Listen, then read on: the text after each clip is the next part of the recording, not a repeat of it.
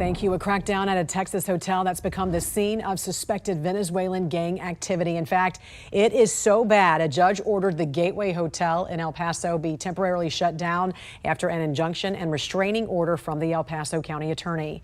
Authorities say the gang Tren de Aragua is operating out of the hotel. So a few days after El Paso SWAT officers took several people into custody, happened at a motel, and reportedly Torres was there. It's not clear what the status of the other people taken into custody are either. The border crisis under the Biden-Harris House is in full focus 54 days from the election. A surge of migrants is straining resources in big cities and small. You know this. It's all across the nation. Yeah. Ohio Governor Mike DeWine announcing a $2.5 million aid package for Springfield as the city deals with the surge of migrants from Haiti. And we're hearing from victims of violent crimes allegedly committed by migrants. Kamala Harris, let's have a good debate. Nice to see you. Have fun. Thank you. Welcome to you both. It's wonderful to have you. It's an honor to have you both here tonight. Good evening. We are looking forward to a spirited and thoughtful debate. So let's get started. I want to begin tonight with the issue that voters repeatedly say is their number one issue, and that is the economy and the cost of living in this country. You look at Aurora in Colorado. They are taking over the towns. They're taking over buildings. They're going in violently. These are the people that Xi and Biden led into our country, and they're destroying our country. They're dangerous. They're at the highest level of criminality. And we have to get them out. We have to get them out fast. I created one of the greatest economies in the history of our country. I'll do it again and even better. We are going to get to immigration and border security during this debate, but I would like to let Vice President Harris respond on the economy here. Well, I would love to. Let's talk about what Donald Trump left us. Donald Trump left us the worst unemployment since the Great Depression. Donald Trump left us the worst public health epidemic in a century. Donald Trump left us the worst attack on our democracy since the Civil War. And what we have done is clean up Donald Trump's mess. What we have done and what I intend to do is build on what we know are the aspirations and the hopes of the American people. But I'm going to tell you all in this debate tonight, you're going to hear from the same old tired playbook, a bunch of lies, grievances, and name-calling. What you're going to hear tonight is a detailed and dangerous plan called Project 2025 that the former president intends on implementing if he were elected again. I believe very strongly that the American people want a president who understands the importance of bringing us together, knowing we have so much more in common than what separates us. And I pledge to you to be a president for all Americans. President Trump will give you a minute here to respond. Number one, I have nothing to do, as you know, and as she knows better than anyone, I have nothing to do with Project 2025. That's out there. I haven't read it. I don't want to read it purposely. I'm not going to read it. This was a group of people that got together. They came up with some ideas, I guess some good, some bad. But it makes no difference. I have nothing to do. Everybody knows I'm an open book. Everybody knows what I'm going to do. Cut taxes very substantially and create a great economy like I did before. We had the greatest economy. We got hit with a pandemic. And the pandemic was not since 1917, where 100 million people died, has there been anything like it. We did a phenomenal job with the pandemic. He invited trade wars. You want to talk about his deal with China? What he ended up doing is, under Donald Trump's presidency, he ended up selling American chips to China to help them improve and modernize their military, basically sold us out, when a policy about China should be in making sure the United States of America wins the competition for the 21st century. She's a Marxist. Everybody knows she's a Marxist. Her father's a Marxist professor in economics, and he taught her well. But when you look at what she's done to our country, and when you look at these millions and millions of people that are pouring into our country monthly, where it's, I believe, 21 million people, not the 15 that people say, and I think it's a lot higher than the 21. That's bigger than New York State pouring in. And just look at what they're doing to our country. They're criminals. Many of these people coming in are criminals. And that's bad for our economy, too. You know, you mentioned before, we'll talk about immigration later. Well, bad immigration is the worst thing that can happen to our economy. They have, and she has, destroyed our country with policy that's insane. Almost policy that you'd say They have to hate our country. We're going to turn now to immigration and border security. We know it's an issue that's important to Republicans, Democrats, voters across the board in this country. Vice President Harris, you were tasked by President Biden with getting to the root causes of migration from Central America.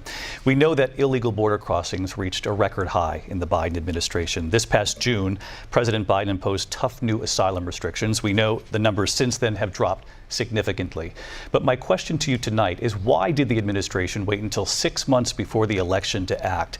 And would you have done anything differently from President Biden on this? So I'm the only person on this stage who has prosecuted transnational criminal organizations for the trafficking of guns, drugs, and human beings. And I'll tell you something, he's going to talk about immigration a lot tonight, even when it's not the subject that is being raised. And I'm going to actually do something really unusual, and I'm going to invite you to attend one of Donald Trump's rallies, because it's a really interesting thing to watch. You will see during the course of his rallies, he talks about fictional characters like Hannibal Lecter. He will talk about windmills cause cancer. And what you will also notice is that people start leaving his rallies early out of exhaustion and boredom. And I will tell you, the one thing you will not hear him talk about is you. You will not hear him talk about your needs, your dreams, and your desires. And I'll tell you, I believe you deserve a president who actually puts you first, and I pledge to you that I will. She said people start leaving. People don't go to her rallies. There's no reason to go.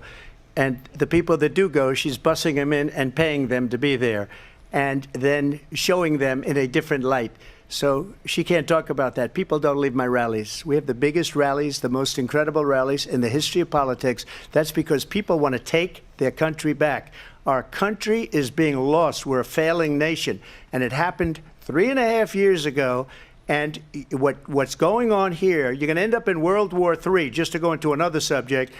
What they have done to our country by allowing these millions and millions of people to come into our country, and look at what's happening to the towns all over the United States. And a lot of towns don't want to talk. It's not going to be Aurora or Springfield. A lot of towns don't want to talk about it because they're so embarrassed by it. In Springfield, they're eating the dogs, the people that came in. They're eating the cats. They're eating the pets of the people that live there. And this is what's happening in our country, and it's a shame. As far as rallies are concerned, as far as the reason they go is they like what I say. They want to bring our country back. They want to make America great again. It's a very simple phrase, make America great again. She's destroying this country, and if she becomes president, this country doesn't have a chance of success. Not only success, we'll end up being Venezuela on steroids. I just want to clarify here. You bring up Springfield, Ohio, and ABC News did reach out to the city manager there. He told us there have been no credible reports of specific claims of pets being harmed, injured, or abused by individuals within the immigrant community. Well, I've seen people on television. Let me just say here, this is the people on television say my dog was taken and used for food. So maybe he said that, and maybe that's a good thing to say for a city manager. I'm not taking this from but television. But the people I'm on taking it from television the city saying their manager. dog was eaten by the people that went there. Again, the Springfield city manager says there's no evidence of that. Vice We'll President find Harris, out. I'll let you respond to the rest of what you've heard. You talk about extreme. Crime in this country is through the roof, and we have a new form of crime. It's called migrant crime, and it's happening at levels that nobody thought possible. President Trump, as you know, the FBI says overall violent crime is actually coming down in this country. But Vice Excuse me, President the Harris, FBI they were defrauding statements. They didn't include the worst cities. They didn't include the cities with the worst crime. It was a fraud, just like their number of 818,000 jobs that they said they created turned out to be a fraud. President Trump, thank you. I'll let you respond, Vice President Harris. Well, I think this is so rich, coming from someone who has been prosecuted for national security crimes, economic crimes, election interference, has been found liable for sexual assault, and his next big court appearance is in November at his own criminal sentencing. They say, oh, he's a criminal. They're the ones that made them go after me. By the way, Joe Biden was found essentially guilty on the documents case. And what happened in my documents case? They said, oh, that's the toughest of them all. A complete and total victory. 2 months ago, it was thrown out. It's weaponization, and they used it, and it's never happened in this country. They used it to try and win an election. They're President Trump- fake cases. President Trump, thank you. A really quick response here, Vice President Harris, on this notion of weaponization of the Justice Department. Well, let's talk about extreme and understand the context in which this election in 2024 is taking place. The United States Supreme Court recently ruled that the former president would essentially be immune from any misconduct if he were to enter the White House again. Understand, this is someone who has openly said he would terminate, I'm quoting, terminate the Constitution of the United States, that he would weaponize the Department of Justice against his political enemies. Someone who has openly expressed disdain for members of our military. Understand what it would mean if Donald Trump were back in the White House with no guardrails, because certainly we know now the court won't stop him. We know J.D. Vance is not going to stop him. It's up to the American people Vice to President stop Harris, him. thank you. Lindsay? Vice President Harris, in your last run for president, This is the one that weaponized, not me. She weaponized. I probably took a bullet to the head because of the things that they say about me. Politico reports that a week ago, Biden told donors, we're done talking about the debate. It's time to put Trump in a bullseye. And one day before the shooting, Biden called Trump a threat to this nation. Most importantly, and I mean this from the bottom of my heart, Trump is a threat to this nation. They talk about democracy. I'm a threat to democracy. They're the threat to democracy President with a fake Trump. Russia investigation We do have a lot that to get. went nowhere. We have a lot to get to. Lindsay? Vice President Harris, in your last run for president, you said you wanted to ban fracking. Now you don't. You wanted mandatory government buyback programs for assault weapons. Now your campaign says you don't. You supported decriminalizing border crossings. Now you're taking a harder line. I know you say that your values have not changed. So then why have so many of your policy positions changed? As it relates to my values, let me tell you, I grew up a middle-class kid raised by a hardworking mother who worked and saved and was able to buy our first home when I was a teenager. The values I bring to the importance of home ownership, knowing not everybody got handed $400 million on a silver platter and then filed bankruptcy 6 times, is a value that I bring to my work to say we are going to work with the private sector and home builders to increase 3 million homes, increase by 3 million homes by the end of my first term. She was big on defund the police. In Minnesota, she went out. Wait a minute, I'm talking now. If you don't mind, please. Does that sound familiar? Well, let's get So to no, but Susan, this is important. Susan, I I want to have add, to but weigh in if, here. Mr. Vice President, I'm speaking. I have to I'm weigh speaking. in. He said he's going to repeal the Trump tax cuts. Mr. Vice President, I'm speaking. Well, wait. I'm speaking. Don't lie. She went out in Minnesota and wanted to let criminals that killed people, that burned down Minneapolis, she went out and raised money to get them out of jail. She did things that nobody would ever think of. Now she wants to do transgender operations on illegal aliens that are in prison. This is a radical left liberal that would do this. She wants to confiscate your guns, and she will never allow fracking in Pennsylvania. If she won the election, fracking in Pennsylvania will end on day one. And I want to talk about the peaceful transfer of power, which, of course, we all know is a cornerstone of our democracy, and the role of a president in a moment of crisis. Mr. President, on January 6th, you told your supporters to march to the Capitol. You said you would be right there with them. The country and the world saw what played out at the Capitol that day, the officers coming under attack. Aides in the West Wing say you watched it unfold on television off the Oval Office. You did send out tweets, but it was more than 2 hours before you sent out that video message telling your supporters to go home. Is there anything you regret about what you did on that day? You just said a thing that isn't covered. Peacefully and patriotically, I said during my speech, not later on. Peacefully and patriotically. Is there anything you regret about what you did on that day? Yes or no? I had nothing to do with that other than they asked me to make a speech. I showed up for a speech. I said, I think it's going to be big.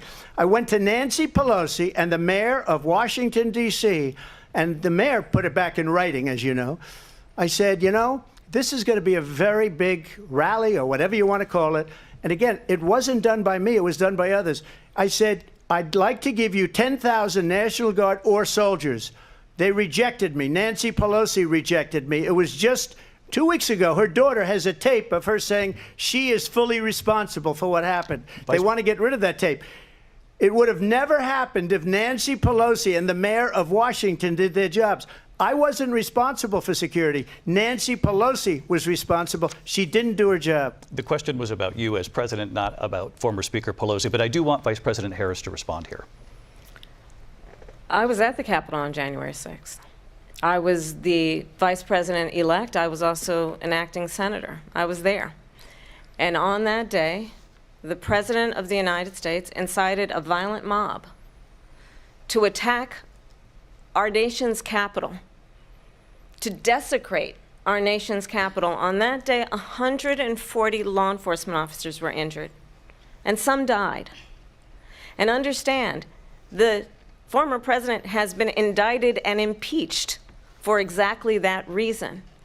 But this is not an isolated situation.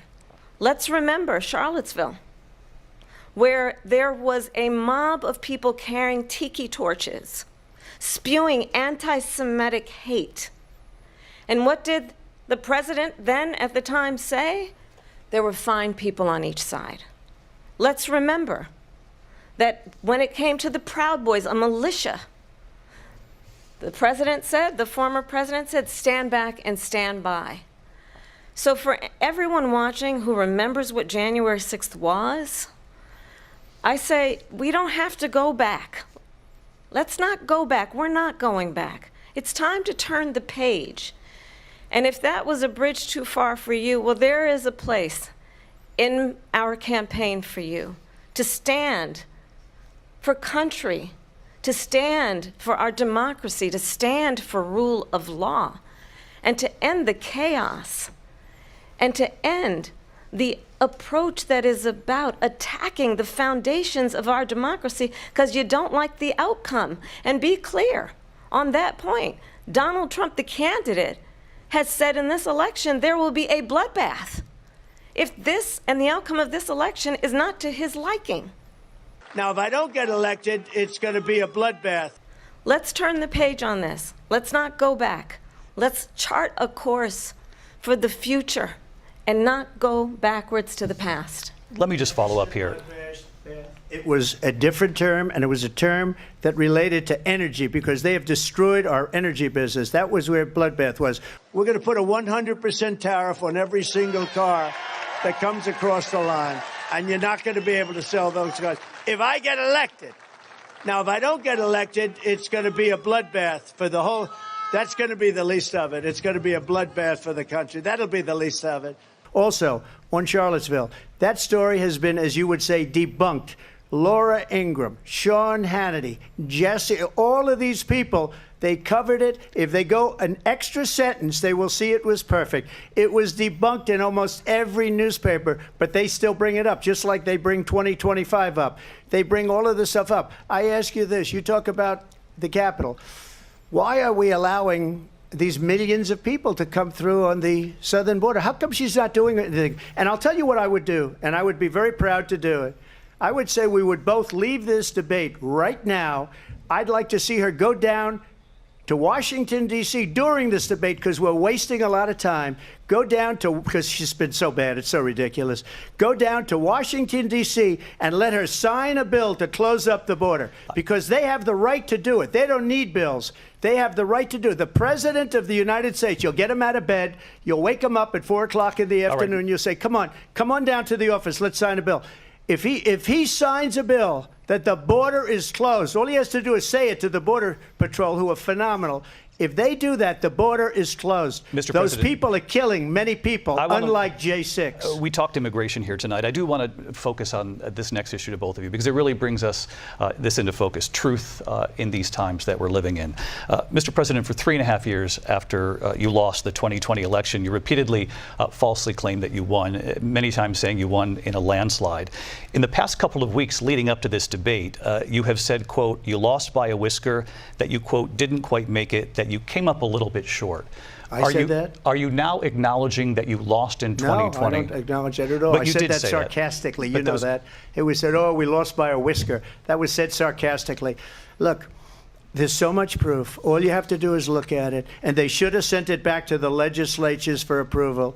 I got almost 75 million votes, the most votes any sitting president has ever gotten. I was told if I got 63, which was what I got in 2016, you can't be beaten.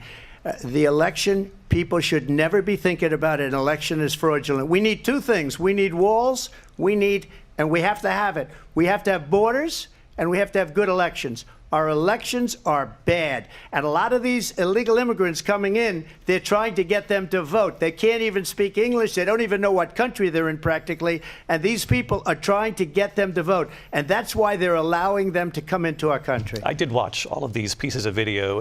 I didn't detect the sarcasm, lost by a whisker. We didn't quite make it.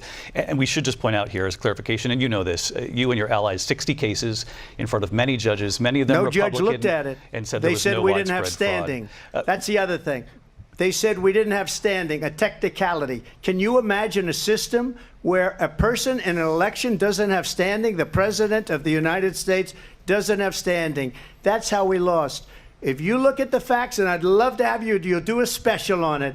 I'll show you Georgia, and I'll show you Wisconsin, and I'll show you Pennsylvania, and I'll show you. We have so many facts and statistics, but you know what? That doesn't matter, because we have to solve the problem that we have right now. That's old news. And the problem that we have right now is we have a nation in decline, and they have put it into decline. We have a nation that is dying, David. Mr. President, thank you. Vice President Harris, you heard the president there tonight. He said he didn't say that he lost by a whisker. So he still believes he did not lose the election that was won by President Biden and yourself. But I do want to ask you about something that's come up in the last couple of days. This was a post from President Trump about this upcoming election just weeks away. He said, when I win, those people who cheated, and then he lists donors, voters, election officials, he says will be prosecuted to the fullest extent of the law, which will include long-term prison sentences. One of your campaign's top lawyers responded saying, we won't let Donald Trump intimidate us. We won't let him suppress the vote. Is that what you believe he's trying to do here? Donald Trump was fired by 81 million people. So let's be clear about that. And clearly he is having a very difficult time processing that. But we cannot afford to have a president of the United States who attempts, as he did in the past, to upend the will of the voters in a free and fair election. I'll give you 1 minute to respond, Mr. President. Let me just tell you about world leaders. Viktor Orban, one of the most respected men, they call him a strong man. He's a tough person, smart. Prime Minister of Hungary. They said, why is the whole world blowing up? 3 years ago it wasn't. Why is it blowing up? He said, because you need Trump back as president. They were afraid of him. China was afraid, and I don't like to use the word afraid, but I'm just quoting him. China was afraid of him. North Korea was afraid of him. Look at what's going on with North Korea, by the way. He said Russia was afraid of him. Look, Viktor Orban said it. He said the most respected, most feared person is Donald Trump. We had no problems when Trump was president, but when this weak, pathetic man that you saw at a debate just a few months ago, that if he weren't in that debate, he'd be running instead of her. She got no votes. He got 14 million votes. What you did, you talk about a threat to democracy. He got 14 million votes, and they threw him out of office. And you know what? I'll give you a little secret. He hates her. He can't stand her. But he got 14 million votes. They threw him out. She got 0 votes. And when she ran, she was the first one to leave because she failed. And now she's running. I don't understand it, but I'm okay with it because your time is I think up. we're going to do very well. We've got a lot more to get. Do you want Ukraine to win this war? I want the war to stop. I want to save lives. Don't kid yourself, David. We're playing with World War III, and we have a president that we don't even know if he's... Where is our president? We don't even know if he's a president. And just to clarify they here... threw him out of a campaign like a dog. We don't even know. Is he our president? But we have a president, Mr. President, that doesn't know he's alive. Your time is up.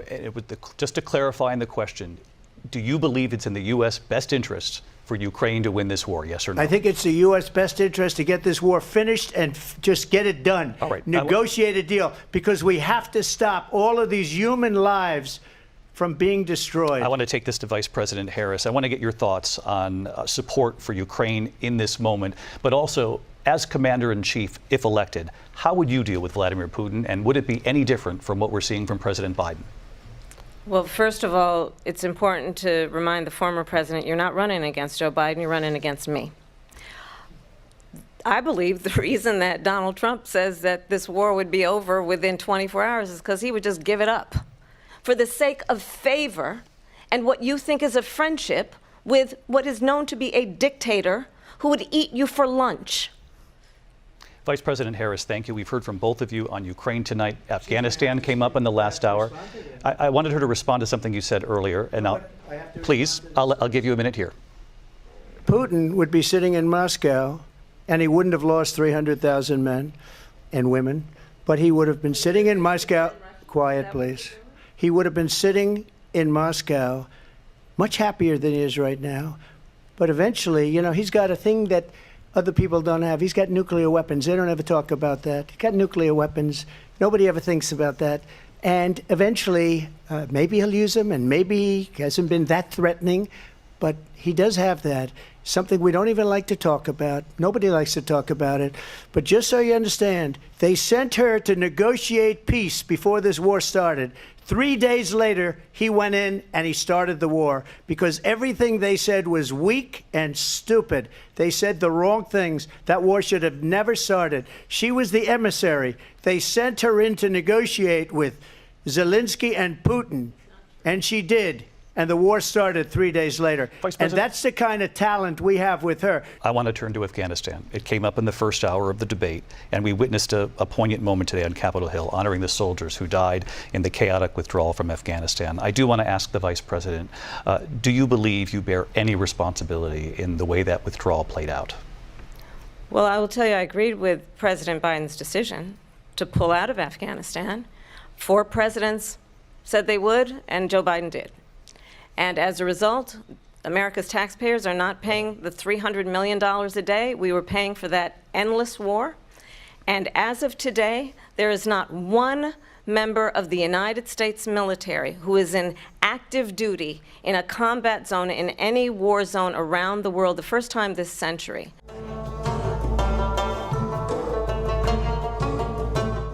And as of today, there is not one member of the United States military who is in active duty in a combat zone in any war zone around the world, the first time this century. What? But let's understand. So where the fuck are we right now? But let's understand how we got to where we are. Donald Trump, when he was president, negotiated one of the weakest deals you can imagine. He calls himself a deal maker. Even his national security advisor said it was a weak, terrible deal. And here's how it went down. He bypassed the Afghan government. He negotiated directly with a terrorist organization called the Taliban. The negotiation involved the Taliban getting 5,000 Taliban terrorists released. And get this, and the president at the time invited the Taliban to Camp David, a place of storied significance for us as Americans, a place where we honor the importance of American diplomacy, where we invite and receive respected world leaders. And this former president, as president, invited them to Camp David because he does not again appreciate the role and responsibility of the President of the United States to be commander-in-chief with a level of respect. And this gets back to the point of how he has consistently disparaged and demeaned members of our military, fallen soldiers, and the work that we must do to uphold the strength and the respect of the United States of America around the world. Vice President Harris, thank you. President Trump, your response to her saying that you began the negotiations with the Taliban. So if you take a look at that period of time, the Taliban was killing our soldiers, a lot of them, with snipers. And I got involved with the Taliban because the Taliban was doing the killing. That's the fighting force within Afghanistan. They don't bother doing that because, you know, they deal with the wrong people all the time. But I got involved. And Abdul is the head of the Taliban. He is still the head of the Taliban. And I told Abdul, don't do it anymore. You do it anymore, you're going to have problems. And he said, why do you send me a picture of my house? I said, you're going to have to figure that out, Abdul. And for 18 months, we had nobody killed. we did have an agreement negotiated by Mike Pompeo. It was a very good agreement. The reason it was good, we were getting out. We would have been out faster than them, but we wouldn't have lost the soldiers. We wouldn't have left many Americans behind, and we wouldn't have left $85 billion worth of brand new, beautiful military equipment behind. And just to finish, they blew it. The agreement said you have to do this, and they didn't do it. They didn't do it. The agreement was terminated by us because they didn't do what they were supposed to do. I want to move on. And these people did the worst withdrawal, and in my opinion, the most embarrassing moment in the history of our country. And by the way, that's why Russia attacked Ukraine, because they saw how incompetent she and her boss are. President Trump, thank you. I want to move on now to race and politics in this country. Mr. President, you recently said of Vice President Harris, quote, "I didn't know she was black until a number of years ago when she happened to turn black, and now she wants to be known as black." I want to ask a bigger picture question here tonight. Why do you believe it's appropriate to weigh in on the racial identity of your opponent? I don't, and I don't care. I don't care what she is. I don't care. You make a big deal out of something. I couldn't care less. Whatever she wants to be is okay with me. But those were your words, so I'm asking. I don't know. I mean, all I can say is I read where she was not black, that she put out, and I'll say that. And then I read that she was black, and that's okay. Either one was okay with me. That's up to her. That's up to her. Vice President Harris, your thoughts on this? I think it's, I mean, honestly, I think it's a tragedy that we have someone who wants to be president who has consistently, over the course of his career, attempted to use race to divide the American people. You know, I do believe that the vast majority of us know that we have so much more in common than what separates us, and we don't want this kind of approach that is just constantly trying to divide us, and especially by race. And let's remember how Donald Trump started. He was land, he owned buildings, and he was investigated because he refused to rent property to black families.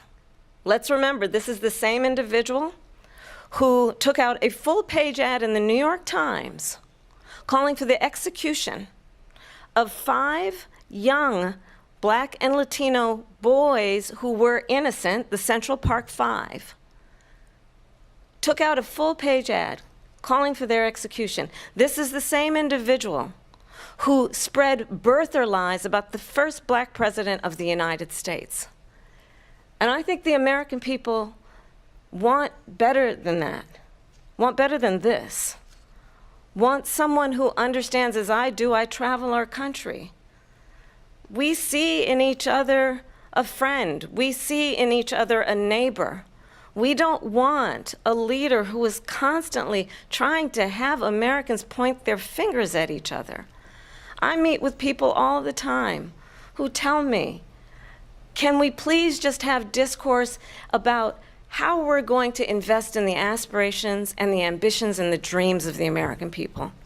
Knowing that regardless of people's color or the language their grandmother speaks, we all have the same dreams and aspirations and want a president who invests in those, not in hate and division. Vice President Harris, thank you. Lindsay? President Trump, this is now your 3rd time. This is the most divisive presidency in the history of our country. There's never been anything like it. They're destroying our country, and they come up with things like what she just said. Going back many, many years, when a lot of people, including Mayor Bloomberg, agreed with me on the Central Park 5, they admitted, they said, they pled guilty. And I said, well, if they pled guilty, they badly hurt a person, killed a person ultimately. And if they pled guilty, then they pled, we're not guilty. But this is a person that has to stretch back years, 40, 50 years ago, because there's nothing now. I built one of the greatest economies in the history of the world, and I'm going to build it again. It's going to be bigger, better, and stronger. But they're destroying our economy. They have no idea what a good economy is. Their oil policies, every single policy. And remember this, she is Biden. You know, she's trying to get away from Biden. I don't know the gentleman, she says. She is Biden. The worst inflation we've ever had. a horrible economy because inflation has made it so bad, and she can't get away with that. Thank you. Your time is up, Lindsey. I want to respond to that, though. I want to just respond briefly. Clearly, I am not Joe Biden, and I am certainly not Donald Trump. And what I do offer is a new generation of leadership for our country.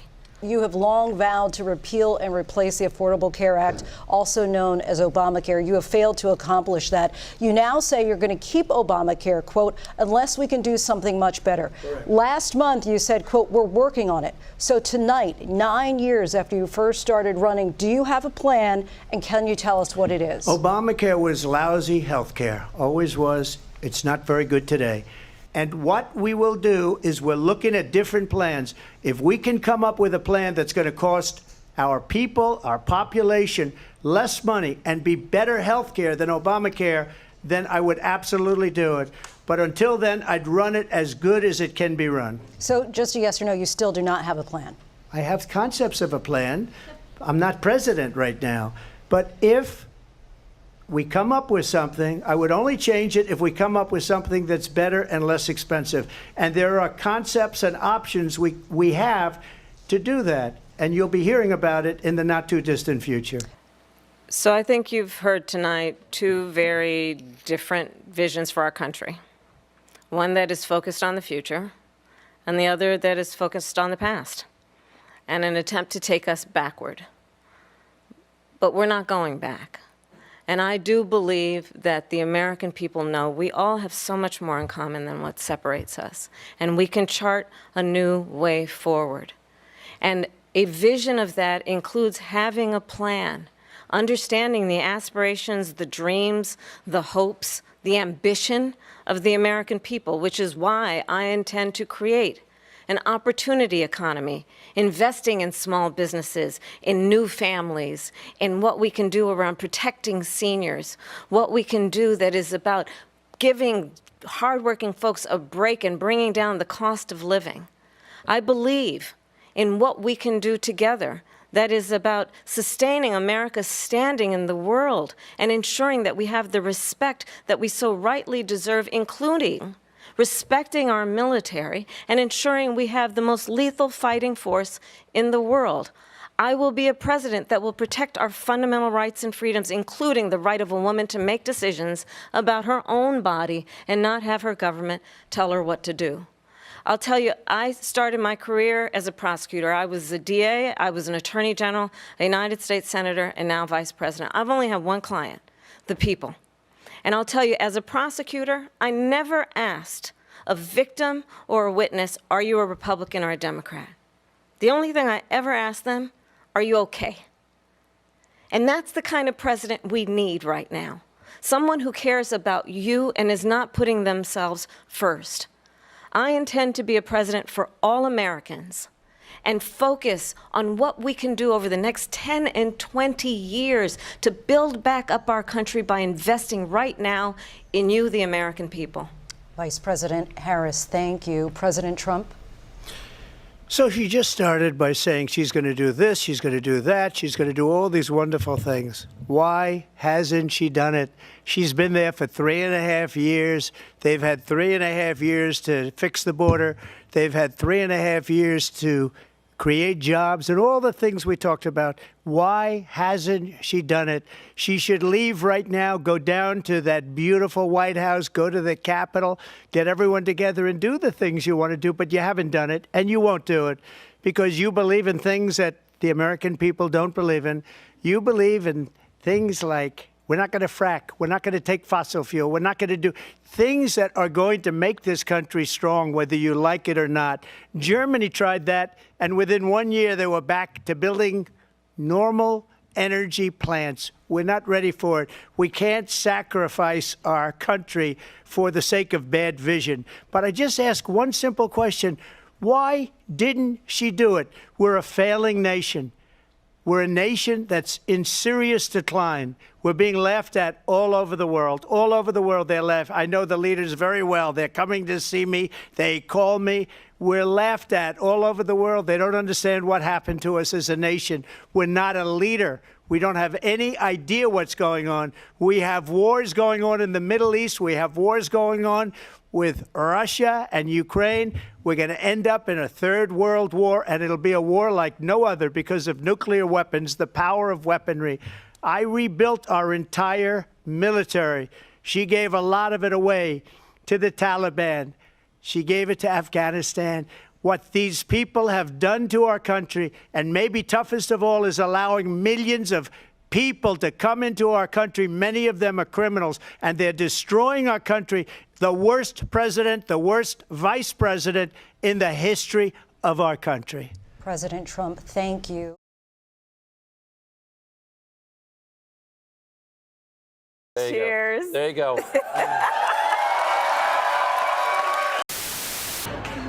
There you go.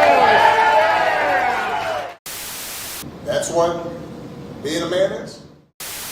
The rising price of extra small condoms.